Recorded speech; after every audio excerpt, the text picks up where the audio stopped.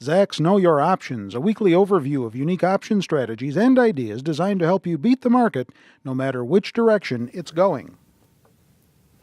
We're going to find out more now about the bear call credit spread with our options guru, Kevin Matras. I have to admit, I never knew there was such a thing. Yeah, there is. I really never did. Just like Bigfoot. So what is this bear call credit spread? Well, bear call credit spread. By the way, I just said Bigfoot. Bigfoot doesn't exist, but the bear call credit spread does exist. I was going to let you dig yourself out of that one. So a bear call credit spread is put on if you have a neutral to bearish outlook. I would say mildly bearish outlook on a stock. And the strategy is good because you do get a limited profit potential, but you also do have a limited risk. That being said, though, if you have a very bearish outlook on the stock, you would probably be better served to put on a more aggressive bearish strategy, one that would give you an unlimited profit potential, such as just buying a straight put. But for this one, if you're neutral, if, let's say, you have a mildly bearish outlook, or if you think the market's going to chop around, this is an ideal strategy to put on, and this is really the scenario that we're going to be describing. All right, so in options lingo, though, what is the definition? All right, so I have some slides here to kind of explain all of this stuff, but a bear call spread is when you are selling a closer to the money strike. Usually you're going to put this on as with an at the money call, or maybe you go a strike or sell out.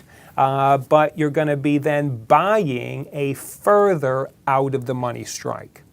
Now, the strategy is put on as a credit, and the reason why it results in a credit is because you are collecting more premium on the nearby strike that you are writing than the amount of money you are paying on the further out strike that you're buying. So that results in a net credit. That credit is put in your account, and that is traditionally how this strategy is put on. So let me see if I can walk you through an example to help kind of crystallize it, okay? Yep. So let's just say the stock we're looking at, XYZ stock, let's say it's trading at $50. So let's say you write the November $50 call for a premium of $5, which means you collect $500. Then let's say you buy the November 55 call, and let's say you buy that for a premium of $3, meaning you spent $300. So the net credit is $200. Collected $5, you paid $3. There's your credit of $200. Okay, so give us a little bit more about the winning example. Okay, let me pull up another slide. Your maximum profit is going to be seen when you see the price of the stock stay below the closer strike that you wrote. And your maximum profit potential is always going to be limited to the credit that you collected when you put it on. So here's an example. If the stock stays at $50 or lower at expiration, that $50 call option that you wrote for $500 is going to expire worthless, meaning you would keep the entire $500 that you collected, okay? The $55 call that you purchased for $300, that's going to expire worthless, which means you would have lost the entire $300 you paid.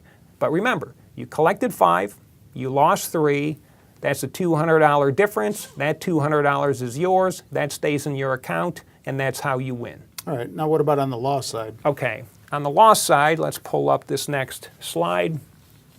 Your maximum loss is the difference between the two strike prices and the credit. So for example, let's just say the stock closed at the highest strike price, $55, okay?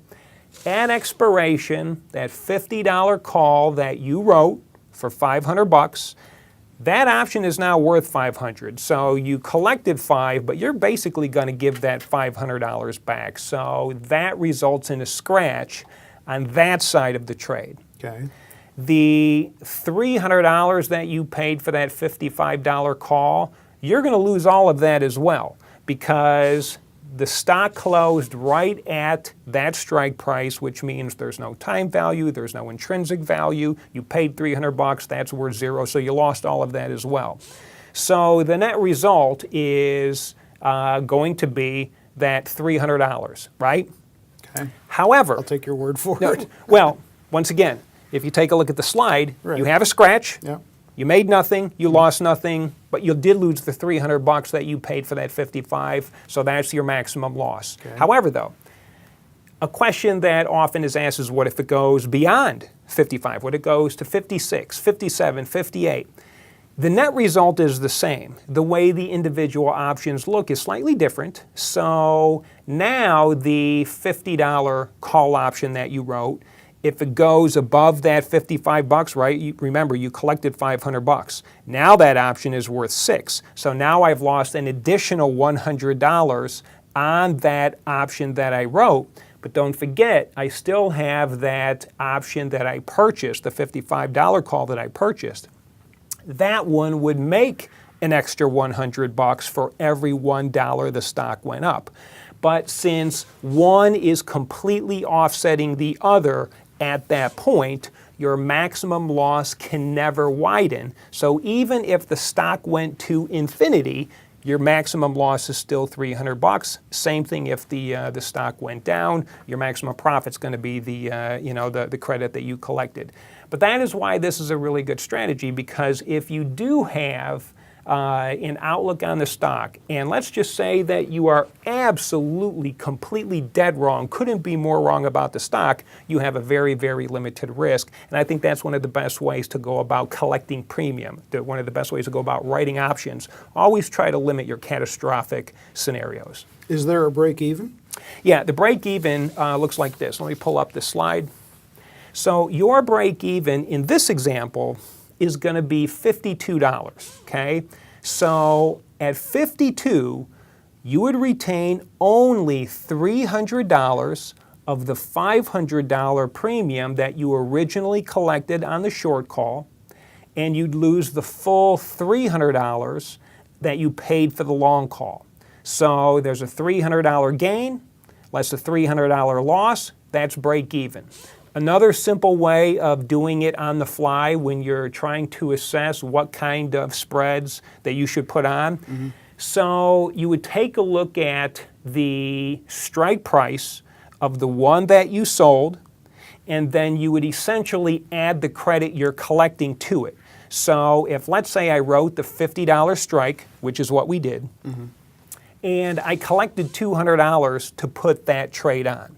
I know that if it goes to $50 plus that $2 worth of credit, I know my break even is 52.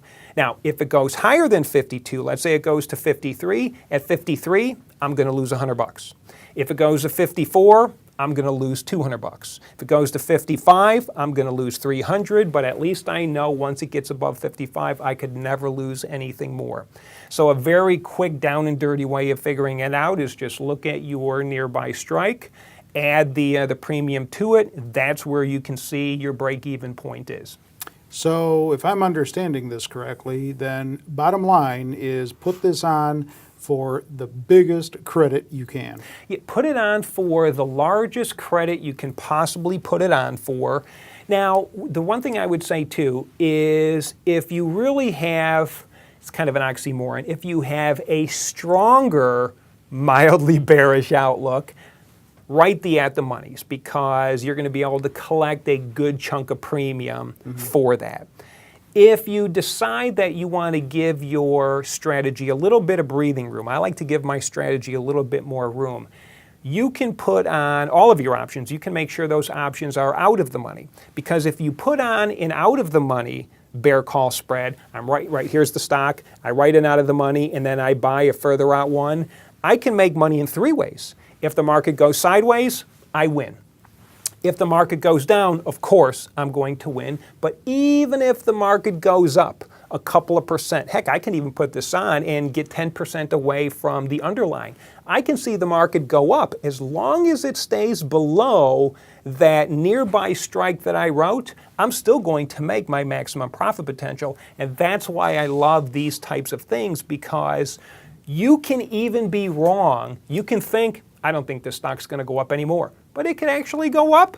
And you could still make the maximum profit. So if you can figure out a way to win in 3 ways, and you're still going to get a pretty decent profit for that, I can't imagine a better way of being able to trade options, especially when the outlook on stocks is getting cloudier and cloudier. So this is a great strategy. All right. Well, if you want a text version of this particular strategy and you're not watching this video on our website, get on over to Zacks.com.